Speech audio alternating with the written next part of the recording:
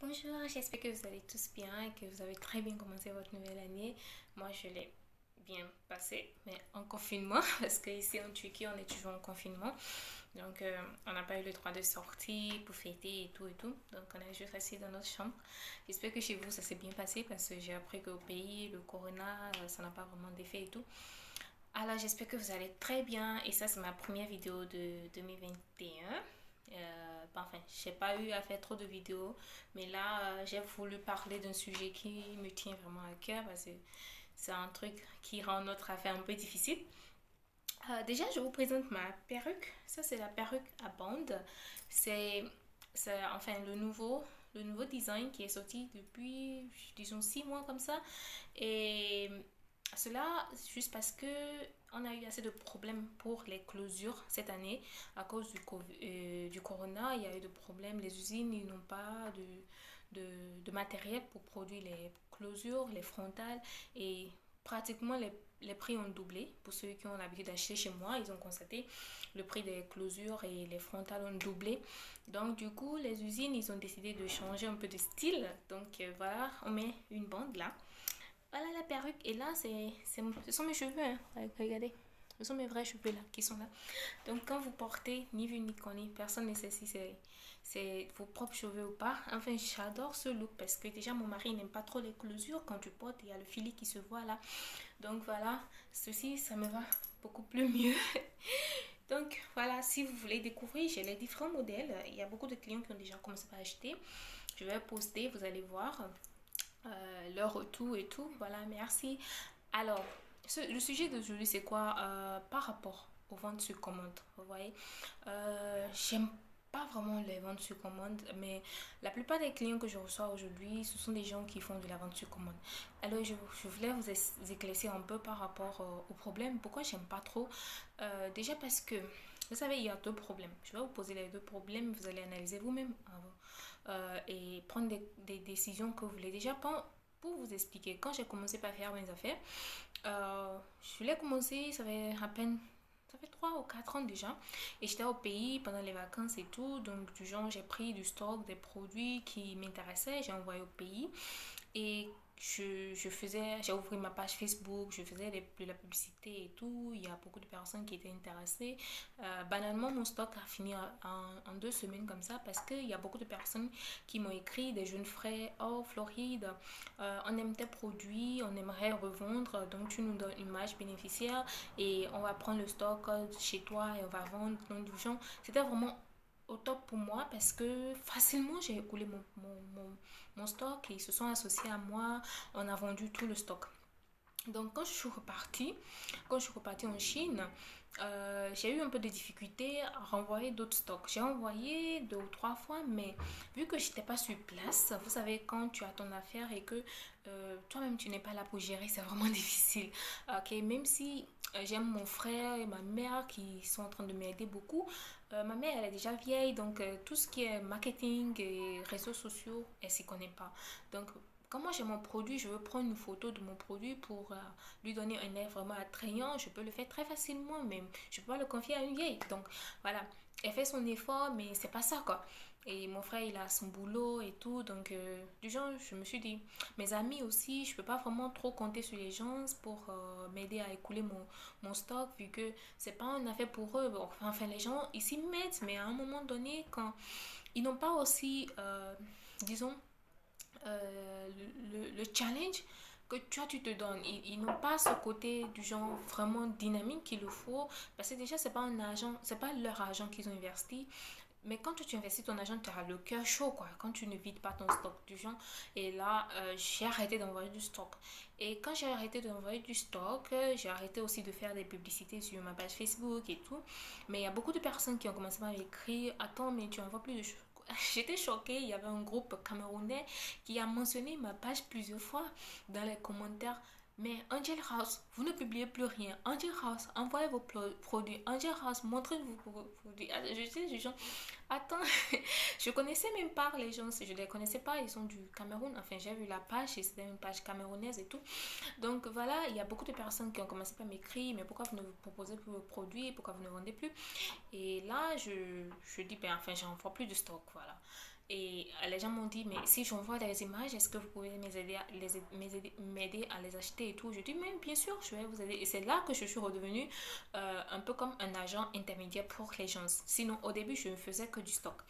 Alors, j'ai commencé par être l'intermédiaire des gens, je les aide à acheter et tout. Je prends ma petite commission dessus, mais pas autant que si je faisais du stock. Par exemple, si j'achète un produit et que j'envoie au pays, je peux gagner facilement 5 000 francs dessus. Mais quand je suis intermédiaire, je ne peux pas le faire parce que la personne doit revendre et avoir sa marge bénéficiaire. Donc voilà, j'ai commencé comme ça avec des gens qui ont l'habitude de prendre en gros parce que c'est des gens qui ont leur boutique et tout, qui ont besoin de quelqu'un pour les aider. Mais après, quand j'ai commencé à faire encore de la publicité sur Facebook, j'ai constaté qu'il y a beaucoup de personnes qui m'ont écrit. Mais ces personnes, au contraire, ils ne sont pas des gens qui sont des revendeurs. Ce sont des personnes qui utilisent juste leurs réseaux sociaux pour essayer de vendre. Donc voilà, ils font de la vente sur commande. Ok, j'ai rien à reprocher à ça. C'est un bon parce qu'on est à la maison, on utilise les réseaux sociaux, il faut se faire de l'argent et tout. Mais il y a un côté difficile pour ce business et que ça nous rend vraiment difficile aussi la tâche. Quand je prends votre commande, vous me donnez une commande. Déjà, il y a un problème au niveau de la quantité. Si vous n'êtes pas des revendeurs, que vous ne faites pas de stock, il y a un problème de la quantité. Vous m'écrivez, les gens m'écrivent. Floride, je veux ce produit. Ok, vous voulez combien d'unités? On me dit, je veux deux. Attendez, je ne peux pas aller dans une usine et demander à l'usine, je veux acheter 2 pièces de produit.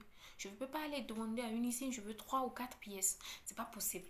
Alors, euh, on me dit, parce que moi, quand j'ai publié, c'est seulement 2 personnes qui ont commandé chez moi, donc je vais acheter exactement les deux. Vous savez, en toute affaire, quand vous voulez faire de business et tout, vous devez prendre un peu de risque. C'est nécessaire, il faut prendre de risques. Il y a une dame, par exemple, qui m'a écrit, elle voulait prendre des chaussures de la Turquie. Et là, je lui ai dit que les Turcs, déjà, ils n'acceptent pas des quantités, des petites quantités et tout. Je peux accepter faire des groupages parce que c'est possible. Ouais, je peux faire des groupages pour vous, prendre des commandes de plusieurs clients, mettre ensemble pour vous et atteindre la quantité minimale. Alors la dame, elle a dit, euh, je veux acheter, mais je veux sept pièces. Et je lui dis, l'usine a demandé 12 minimum. Attendez, tu as déjà reçu une commande de 7 pièces. Hein? On t'a demandé 12. À compléter les 5 qui restent là, c'est ça qui est difficile. La dame me dit non, ok, j'annule la commande parce que je veux juste 7. Parce qu'on m'a commandé juste 7, je ne peux pas me permettre de compléter les 5 qui restent. Attends, mais c'est déjà une très grande potentielle. Moi, je l'ai envié du genre, tu as déjà reçu une commande de 7 pièces. 7. Moi, quand je veux faire un stock, et je fais un stock de 100, à peine j'ai 10 commandes au début. 10 commandes, je n'ai aucune idée de comment je vais écouler les 90 qui restent. Mais pourtant, je prends 100. Et là, toi, on te demande 12, mais tu as déjà une commande de 7. Au lieu de compléter l'argent pour prendre les 12 et les 5 qui restent, tu essaies d'écouler ça facilement. Tu dis non, tu laisses la commande et là, tu retournes l'argent à tes clients. Pour moi, ça, ce n'est pas faire de business. Ça, c'est pas faire du commerce. Sincèrement. Ok. Le second point, après la quantité, c'est quoi le prix? Quand tu m'écris et que tu veux faire une petite quantité, je suis obligée de te donner un prix plus élevé. Alors, il y a des personnes qui comparent les prix au prix des vendeurs qui sont à Lomé et tout. Vous avez une idée de la quantité que les gens de Lomé ils prennent? Ils prennent des conteneurs. Ils vont pas en Chine pour prendre 2 pièces ou 3 pièces d'un produit. Ils ne peuvent pas prendre 2 ou 3 pièces d'un sac. La belle preuve, il y a une dame qui m'a dit, elle a commencé par acheter chez moi. Elle me dit, j'ai l'habitude d'acheter à Lomé. Mais les gens de Lomé, ils m'exigent une quantité donnée, au moins 6 pièces de chaque chaussure. Et c'est eux-mêmes qui choisissent les couleurs. Et je n'ai pas la possibilité de choisir les tailles que je veux. Du genre, on me dit 6, je dois prendre au moins 38, 39, 40. Et là, après, j'ai des stocks de 38 ou bien 40 en stock. J'ai des stocks que je n'arrive pas à écouler parce que les gens ne veulent pas cette pointure. Mais chez moi, même quand je vous dis quantité minimum 6, je vous donne la possibilité. Tu veux prendre 6 de 38, je m'en fous. Tu peux prendre 6 du noir, je m'en fous. Il n'y a aucun problème. Ce qui est la différence avec les gens de Lomé, ils ne veulent pas vendre une couleur et laisser une autre couleur, donc ils vous font des mélanges. Ça, la dame m'a expliqué ça très clairement. Et elle a été vraiment honnête et j'ai apprécié. Mais les autres personnes, les autres clients ne sont pas honnêtes du tout. Ils te montrent du genre que c'est toi ton business là qui est mauvais.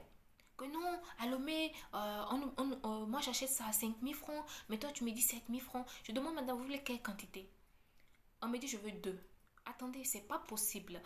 Quelqu'un qui est à Lomé qui prend un conteneur d'un sac, ou peut-être pas un conteneur, peut-être une centaine de sacs, vous pensez que l'usine va lui vendre ça au même prix que quand moi je vais aller demander à l'usine, vends-moi deux? Ce n'est pas possible. Si tu me demandes 100 pièces, au lieu de 7 000 francs, je peux même te vendre ça à 3 500 francs. Parce que à l'usine, je vais prendre ça à un prix beaucoup plus moins cher. Vous savez, les gens qui vont souvent sur Alibaba, vous allez voir qu'il y a des prix en fonction des quantités. Ils mettent différents prix, ils mettent jamais le même prix. Ça veut dire quoi? Vous devez déjà comprendre que plus vous achetez la quantité, plus le prix va diminuer. Et en gros, quand je le dis, je le répète, en gros, pour les Chinois ou bien les Turcs, ce n'est pas 3, ce n'est pas 6. Les gros, ça commence par 24, 30, 100. Il y a des produits même en Chine, quand tu prends moins de 100, on ne te fait aucune réduction, même pas un seul franc. Alors, pour les dames qui achètent chez moi en gros, elles le savent. Je donne des prix beaucoup plus bas. Quand c'est 100, quand c'est 200, beaucoup plus bas. Parce que sur 100, même si je gagne 50 francs là, imaginez 50 francs fois 100, c'est déjà suffisant pour moi. 100 francs fois 100, c'est déjà suffisant. Mais quand tu me demandes de te vendre un produit, deux pièces, et tu espères que je mette 50 francs dessus. Attends, personne n'est l'esclave de l'autre, je suis désolée du thème. On peut pas travailler. Déjà, quand du genre, tu n'as pas le temps pour toi. Tu n'as pas de temps pour te reposer et tout. La journée, tu vas aller contacter les fournisseurs pour prendre des produits. Le jour, dans la même journée, d'autres clients vont t'écrire et tout. Des fois, je ressens 100 messages. Mais dans les 100 messages, quand tu leur poses des questions, déjà, quand je demande à des gens, tu as quel budget? On me dit, ah ah, moi, je n'ai pas de budget. Mais tu me dis que tu veux acheter un produit, mais tu n'as pas de budget. Ça veut dire que quoi? Bon, ce genre de message, des fois, tu n'as pas envie de répondre parce que tu sais déjà que la personne, elle n'a aucun plan. La personne n'a pas de plan, elle ne fait pas d'affaires. Et là, les gens me disent, envoyez-moi toutes les photos que vous avez, je vais poster pour voir. Ces genres de choses, je pense que c'est mieux de le faire avec des personnes qui ont des magasins au pays. Quand les gens ont des magasins au pays, vous pouvez faire de la vente sur commande avec eux. Parce que là, les personnes ont des choses en stock. Ils peuvent vous envoyer les photos de ce qu'ils ont en stock. Et là, vous pouvez essayer de les vendre, avoir un peu de marge bénéficiaire. Mais vous n'allez pas espérer avoir un prix concurrentiel avec celui qui est à Lomé. Les gens me disent, les gens sont à Lomé, ils sont en train de vendre à un prix comme ça. Donc, il faut nous faire un prix plus bas pour qu'on puisse les concurrencer. Ce n'est pas possible. Si tu fais la concurrence avec les gens de Lomé, prends la quantité que les gens de Lomé ils prennent. Le second point, c'est quoi? C'est au niveau du transport. Quand vous faites de la vente sur commande, le transport, ça ne va jamais vous arranger. Parce que vous achetez en petite quantité. Vous attendez que quelqu'un vous commande avant de commander. Et là, on ne peut pas vous envoyer ça par bateau. Personne ne va vous remettre son argent et attendre 2 mois, 3 mois pour que vous le livrez. Donc, ils ne vont pas attendre 2 mois pour que vous puissiez les livrer avec le bateau. Du genre, là, vous êtes obligé d'utiliser le vol, n'est-ce pas? Et le vol, ça coûte cher. Ouais, le vol, ça coûte cher. Donc déjà, encore là, vous ne pouvez pas concurrencer les gens qui sont à Lomé parce que les gens qui sont à Lomé, ils prennent une grande quantité. Donc l'usine leur fait des prix vraiment bas. Secondo, ils envoient par bateau et le prix du transport, ça revient vraiment, vraiment très, très moins cher. Par exemple, sur un sac, ça peut coûter peut-être 500 francs pour le transport ou 1000 francs pour le transport. Mais toi, quand tu achètes 2 ou 3 pièces de sac chez moi et que je t'envoie ça par avion, le sac, ça coûte peut-être 1 kilo et le kilo est à 8 000 ou 10 000 francs. Ça, c'est encore un autre problème. Moi, j'ai laissé certains transports. Donc voilà, quand vous envoyez par avion, cela ne vous arrange pas du tout. Pour le coût et aussi la durée. Alors, vous savez quoi? Si vous voulez acheter en détail depuis la Chine, si vous me dites que c'est pour usage personnel et s'il y a la possibilité de vous le prendre, s'il y a des vendeurs qui acceptent de vendre en unité, je vais le faire sans problème parce que je le fais même à des clients qui ont envie d'acheter pour usage personnel. Mais ces clients, ils ne discutent pas trop le prix parce qu'ils savent déjà qu'ils sont en train d'acheter en petite quantité. C'est juste pour usage personnel. Et aussi, ils ont la patience pour la livraison. Il n'y a pas un client derrière eux qui est en train de les stresser parce qu'ils ont pris l'argent de quelqu'un. Donc, ils attendent pour la livraison et ça fait la durée qu'il faut pour arriver au pays. Mais si toi tu achètes et que tu fais ça sur commande et que tu prends l'argent de quelqu'un, tu peux pas attendre. Donc là, c'est vraiment compliqué. C'est vraiment compliqué. Je ne vous le recommande pas du tout. La vente sur commande, c'est beau, mais dans les pays où les gens ont copié pour envoyer en Afrique, ces pays, ils le font pas depuis la Chine. Ils le font à l'intérieur du pays où ils sont. Par exemple, ici en Turquie, il y a beaucoup de personnes qui font de la vente sur commande parce que ils ont les contacts des usines turques à l'intérieur ici. Donc, ils prennent leur contact et tout. Donc, quand tu as besoin d'un produit, eux, ils postent sur leur Instagram. Quand tu as besoin de produit, ils iront à l'usine ou bien au magasin, prendre le produit et ils emballent, ils t'envoient ça. Donc, c'est carrément différent pour vous. En fait, vous êtes en train de faire une commande par quelqu'un qui vous fait une commande. C'est trop long. C'est trop long pour respecter tous les délais et tout. Donc, je vous recommande, si vous voulez faire de la vente sur commande, allez dans les boutiques, dans vos pays, au marché, faites des contrats avec les gens qui achètent en gros pour essayer de liquider leur stock, vous les aidez, vous postez sur votre Instagram, page Facebook et WhatsApp. Quand vous avez des clients qui commandent, vous allez prendre le ZEM là très rapidement. À Cotonou, par exemple, vous prenez votre ZEM, vous allez à la boutique, vous prenez le colis et vous livrez votre client. Là, c'est bon. Vous avez votre marge bénéficiaire dessus. Mais vous mettre à l'intérieur d'un tel processus, parce que c'est vraiment long. Et je sais qu'il y a tellement de personnes qui ne savent rien sur comment se passe l'envoi des colis depuis la Chine vers l'Afrique. Ils savent absolument rien. Ils pensent que c'est juste aller à Topa et envoyer un colis à Calavi où on connaît la durée de livraison et tout. Vous savez, il y a aussi un problème. Il y a des fois où tu peux me commander un truc et tout va se passer très bien. Ouais. Il y a des fois comme ça, parce que peut-être quand le jour j'ai pris ton colis, le transporteur il était déjà sur le point d'embarquer les colis, donc il met à l'intérieur automatiquement et il envoie. Mais s'il y a un moment donné où tu me fais une commande, tu fais la commande et que arrivé chez le transporteur, lui il n'a pas assez de colis pour envoyer, c'est sûr que ça va durer. Ça va pas respecter la durée qu'il faut. Et aussi, il y a des transporteurs qui sont vraiment incompétents, comme j'ai dit, et eux, ils ne respectent rien et tout. Donc, des fois, les colis sont chez eux, ils n'envoient pas, ils oublient, ou bien ils disent qu'il n'y a pas le nom et tout et tout. Donc, vous savez, par exemple, il y a une dame, je ne vais pas dire de quel pays elle est. Elle, par exemple, elle fait la même chose que moi. Elle est en Chine, mais elle n'accepte jamais une commande de moins de 50 000 ou 100 000 francs. Ben, j'ai compris. Il y a beaucoup de personnes qui sont venues se plaindre à moi. Oh, la dame là, si, elle ne répond pas aux gens, c'est tout et tout. Mais j'ai compris qu'elle a raison parce que quelqu'un qui veut faire une activité et que tu prends ça au sérieux, tu as besoin de fixer des règles qui t'avantagent. Parce que tu ne peux pas te permettre de tout le temps perdre ton temps pour prendre des commandes de une, deux pièces, aller chez un fournisseur, acheter, aller chez un transporteur, remettre, suivre, te stresser. Le client même va te stresser. Mon colis, ça rien quand, c'est pas toujours arrivé. Les clients sont en train de me stresser. Mais quand tu regardes le bénéfice que tu as, tu te dis, mais attends, j'ai rien gagné sur ça, quoi. J'ai rien gagné sur ça, mais pourquoi la personne est en train de me stresser et tout. Donc finalement, elle a fixé ses règles. Quand tu veux faire des commandes chez elle, c'est pas minimum 50 000 ou 100 000, elle n'accepte pas. Elle n'accepte pas. Peu importe ce que tu veux acheter, tu dois faire minimum 100 000 ou bien 50 000 chez elle.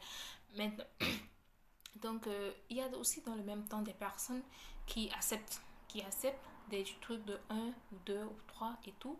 Mais ces personnes, vous savez, ce sont des personnes qui n'ont pas un objectif de création d'entreprise.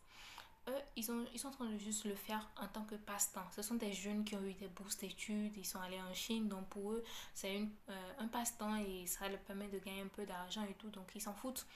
Mais ces gens de personnes, vous savez, j'en ai connu beaucoup aussi qui ont commencé avec moi, qui aujourd'hui ne le font plus.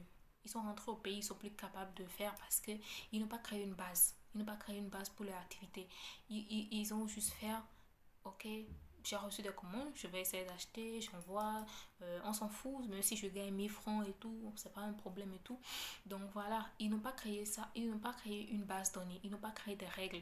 Quand ils sont rentrés au pays, ils n'ont pu rien faire. Ils n'ont pu rien faire, ils n'ont pas pu continuer parce que je reçois des messages, les gens me disent, ah ma soeur, elle était partie en Chine pour les études, mais depuis qu'elle est rentrée, elle n'est plus capable d'acheter un produit depuis la Chine pour moi. Est-ce que tu peux devenir mon nouveau fournisseur? Et quand je demande, tu veux combien? On me dit, moi je fais ce commande, hein. Ma soeur elle m'aidait, je fais ce commande. C'est quand je reçois les commandes demande que je lui balance les photos et me cherche ça. Donc, voilà quoi. Les étudiants, ils le font.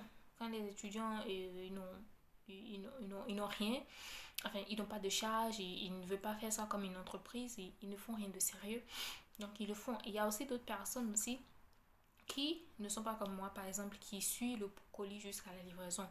Il y a des personnes, par exemple, il y a une dame qui m'a écrit il y a une semaine comme ça, elle me dit, la personne qui a l'habitude de m'aider à acheter, elle prend le colis, elle remet ça au transporteur, elle m'envoie le contact du transporteur et moi je gère le reste avec le transporteur. C'est une très bonne idée pour elle. Elle enlève tout le stress de son côté. Du genre, son problème c'est juste aller acheter le produit pour toi. Que ça arrive chez toi ou pas, elle s'en fout. Si le transporteur te livre ou pas, elle s'en fout. Si tu payes le transporteur ou pas, elle s'en fout. Donc je pense que c'est une bonne manière qu'elle a trouvée pour fuir les responsabilités et tout. Moi je suis pas comme ça parce que quand je prends l'argent de quelqu'un, il faudrait que je m'assure que tout s'est bien passé jusqu'à la fin. Donc, quand quelqu'un n'est pas livré, je me sens un peu gênée et aussi j'aime pas qu'on gâche ma réputation et tout. Donc, je dois m'assurer que le produit est vraiment allé chez la personne qu'il faut. Parce que je connais les transporteurs, ils vont pas livrer, les produits n'arrivent jamais. Donc, par exemple, au Bénin, j'ai confié la livraison à ma mère. Donc, quand les colis arrivent, c'est elle qui va chez le transporteur, elle prend, elle remet en main propre à chaque client. Donc, je ne vais pas entendre, j'ai pas reçu mon colis. J'ai l'assurance qu'elle a reçu. Quand elle va pour prendre son colis, je reçois un appel à telle personne est venue prendre tel colis. Donc, j'ai l'assurance. Mais les autres agents, ou les autres étudiants, les jeunes qui ont commencé récemment et qui sont allés en Chine, qui ont commencé récemment, eux, ils ne le font pas.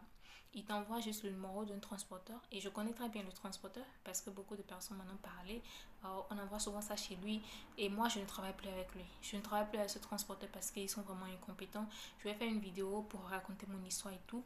Ils sont moins chers, certes, ils sont plus moins chers que mon transporteur actuel, mais je ne travaille plus avec eux parce que le moins cher, ça a un coût, vous savez. Quand tu cherches trop le moins cher, parfois tu payes plus cher. Donc quand j'envoie mes colis chez eux, ça se paye. Je paye du genre, je paye beaucoup plus cher après parce que je dois rembourser le client ou carrément je rachète le produit et tout. Donc ce transporteur, moi je travaille plus avec lui, mais ils sont les plus connus parce qu'ils sont les plus moins chers. Et ils envoient beaucoup plus à Lomé. Donc voilà un peu ce que je voulais dire. C'est une situation qui me donne un peu les maux de tête là. Je reçois trop de messages venant des gens de Facebook et tout, mais qui ne sont pas des clients qui ont des budgets. Ce sont des personnes qui veulent juste faire de l'avance sur commande. Et ça, je voulais juste vous expliquer que c'est une situation qui ne nous arrange pas vraiment. Si vous voulez acheter des choses pour compte personnel, ok, je peux vous aider à le faire. Mais là, je sais que je peux gagner mon bénéfice sur ça, quoi. Si vous achetez sur mon site internet, par exemple, ok, je peux mettre le bénéfice que je veux dessus parce que c'est mon site internet, c'est un peu comme AliExpress ou tu sais que tu vends à des personnes qui veulent faire d'usage personnel. Mais que quand vous venez vers moi et vous prétendez être revendeur, il faut vraiment être revendeur et non quelqu'un qui veut juste prendre des colis de un ou deux pièces et me demander de leur faire de prix de gros. On me dit en gros c'est combien, je donne le prix de gros, mais là après on me dit je vais acheter deux. C'est pas gros, ça c'est pas en gros. Donc j'aimerais vraiment qu'on comprenne quoi, que tout soit clair. Et j'espère que de ma vidéo, ben, enfin, si c'est des choses qui ont blessé et tout, donc je m'excuse. Et je voulais juste être claire, qu'on soit clair pour que la nouvelle année 2021, qu'on commence sur de bonnes bases et que préparez vos budgets pour, pour de bonnes affaires. J'ai beaucoup de produits pour vous, déjà les perruques là, vous voyez. C'est d'une brésilienne. Donc